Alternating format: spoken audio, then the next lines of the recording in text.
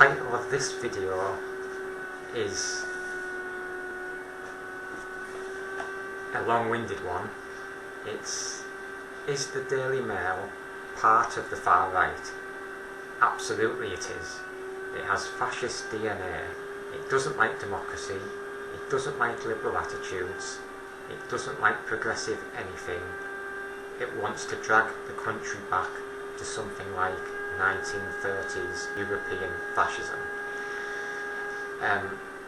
This video connects to the previous two videos I've done.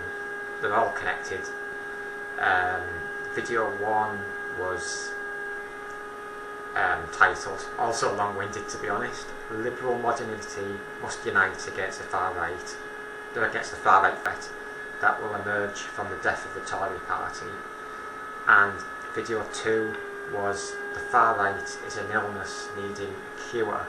So this third video is an example of the far right. So it adds substance, because rather than just saying that we need to unite against the far right and its threat, I'm giving examples of the substance of what the far right is about.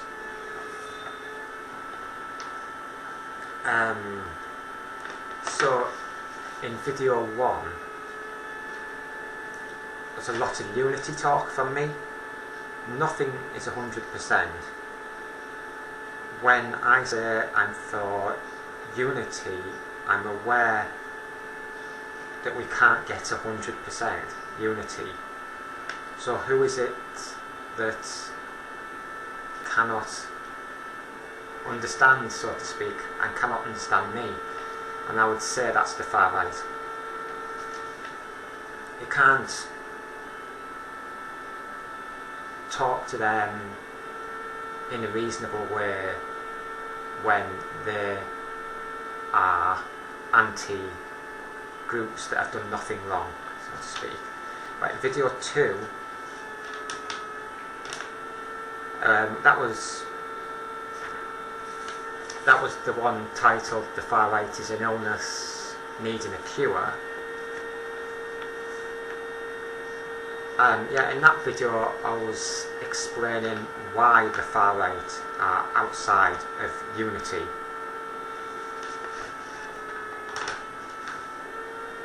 And in this video, video 3, I'm explaining why Daily Mail are an example of far right, thus outside of unity.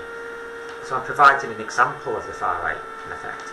Now in the UK, we don't traditionally have far right governments, but the newspapers, some of them on the right, are almost compensating for that. Take from that what you will.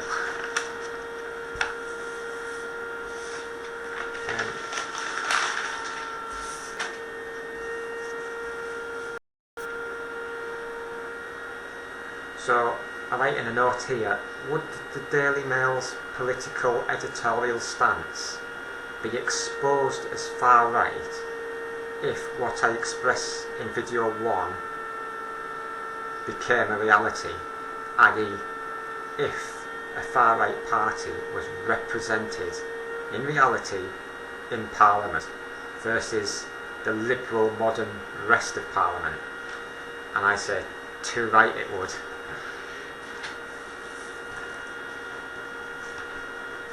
Now,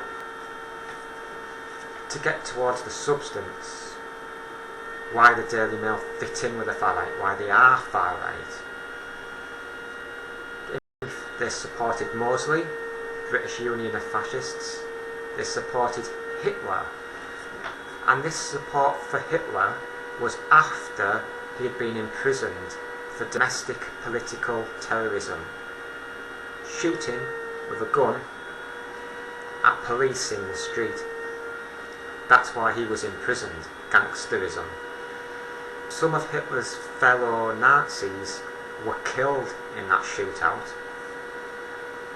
While in prison, Hitler penned his hate-filled political ideology book called Mein Kampf.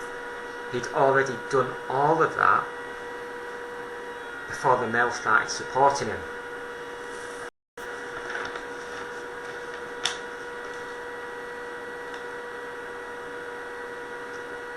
Also, Daily Mail were frontline in being anti-gay, and crucially in the current day they fit in to my second video I did on that free speech thing, where they go on about we should have free speech, but that's not for their enemies to have free speech. It's so that they can cancel their enemies' free speech.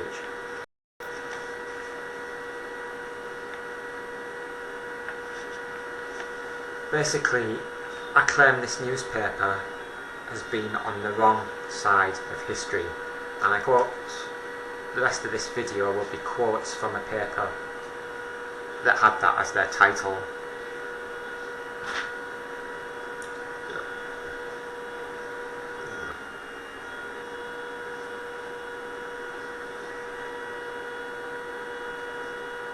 So, I'm going to start off with the Hitler stuff. In the early 1930s, when Adolf Hitler made considerable gains in the German elections and Mein Kampf had already been written, making absolutely clear Hitler's thoughts on the racial supremacy of the supposed Aryan race, fascism in the UK was on the rise. That was our British Union of Fascists, Oswald Mosley, all that. He got millions of votes, millions of members. Not sure about the votes, not sure if an election happened. I think maybe World War II got in the way of that. Its ideology was spurred on by newspapers and leaflets. The British Union of Fascists were nicknamed the Black Shirts.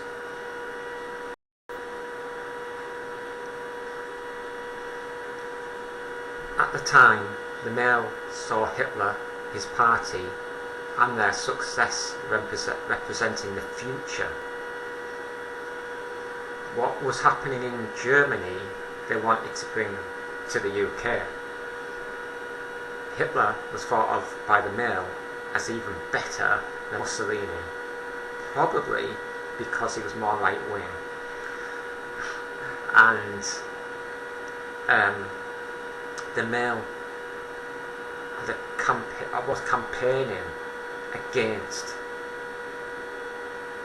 saving Jews, as the Mail said that it did not want Britain to have the Jewish problem, actually quoting Hitler on the Jewish problem.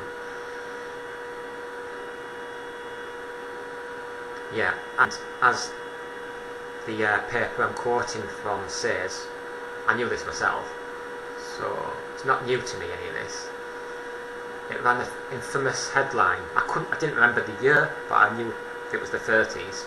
It was apparently in 1934, "Hurrah for the Black Shirts," with an article promoting the ideology of fascism and the British Union of Fascists. The owner of the Mail, Lord Rothermere, penned that paper, penned that report.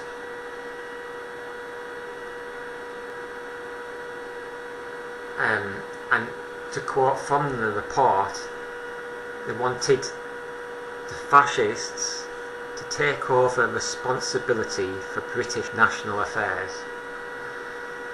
Subsequently, Rothermere dined with Hitler, who was more than once an honoured guest.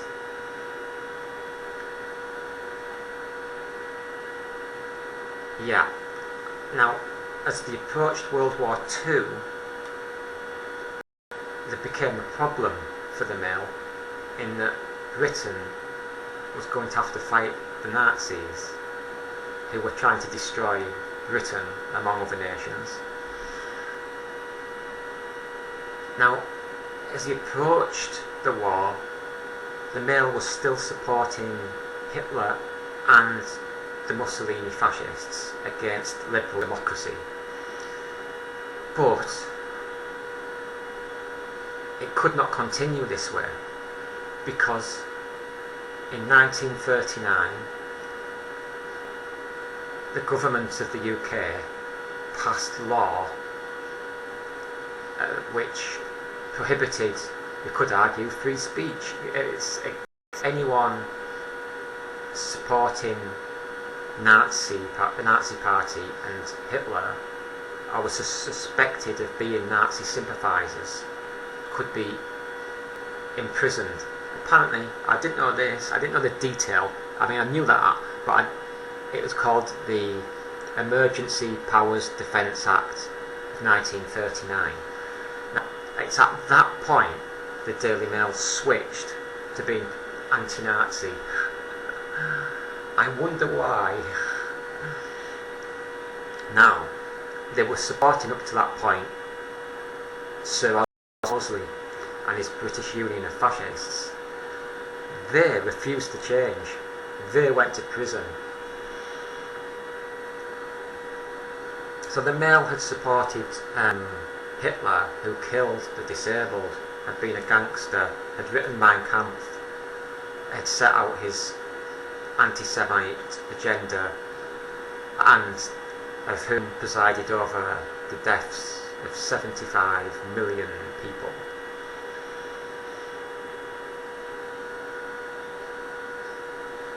Moving on from the Nazis, the Mail has proven to be on the wrong side of history again and again. The same can be said of its stance when it comes to a number of issues that have or will seriously affect the future well-being and prosperity of the UK. For instance, it ardently promoted numerous stories that climate change was some sort of plot by world leaders and scientists, and was calling it the Great Green Con. Now, it may have changed now, I don't read the paper, but that was just a few years ago.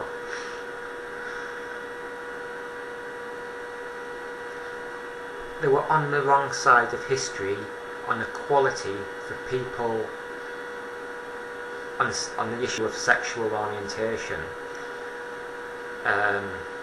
The Daily Mail ran headlines against gays in the 90s, and companies like Marks and Spencer's and Centre Parks pulled their advertising on issues like this. Incredibly, Centre Parks pulled its advertising in just recent years, nowhere near as far back as the 90s. Certainly after 2010, I do not have the exact year on me, but it was quite recently. It was definitely quite. I think it was in the 2000s and teens. I just don't have the date on me. The Mail received the highest number of complaints of any media network about an article it criticised when it criticised the life and death of Boyzone singer Stephen Gately, who was gay, and the sort of criticism it received was for being insensitive, inaccurate and homophobic. It was on that M&S pulled out their ad. Now, remember what I would have titled this video, or what I do title it.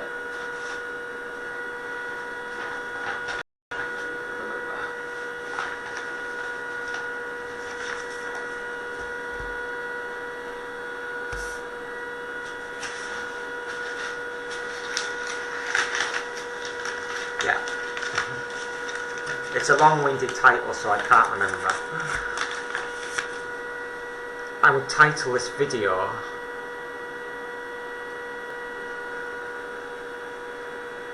"Is the Daily Mail part of the far right?" Absolutely it is. It has fascist DNA. It doesn't like democracy. It doesn't like liberal attitudes. It doesn't like progressive anything. it wants to drag the country back to something like 1930s European fascism. And remember, would the Daily Mail's political editorial stance be exposed as far right if we had a far right party, and then we could have a liberal centre right party, which is socially liberal, economically centre right, but the Mail would support the far right party over them. Because the sort of socially liberal centre right party would just be like the right of the Lib Dems. The Mail is firmly on the more Le Pen, Farage sort of stance. It's firmly on being as right wing as possible. Now, it's no doubt about it, in a parliament where we had a liberal centre-right Cameron Major types, Lib Dems, the bulk of Labour, I would prefer them, but the Mail would support the far right. The far right would be on the different side to me, and that's what this is about. The Mail's history is an example of fascism.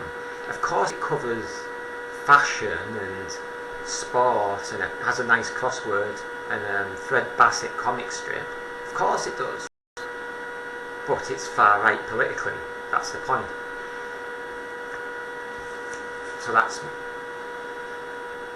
So this completes the 3 videos I've done. First one, I hardly got into political substance at all. I was just trying to get across the Tory factions and how that parliament could split into a far right and the rest. The second video, I was explaining why I didn't like the far right, and the third video, this one, was an example of the far right.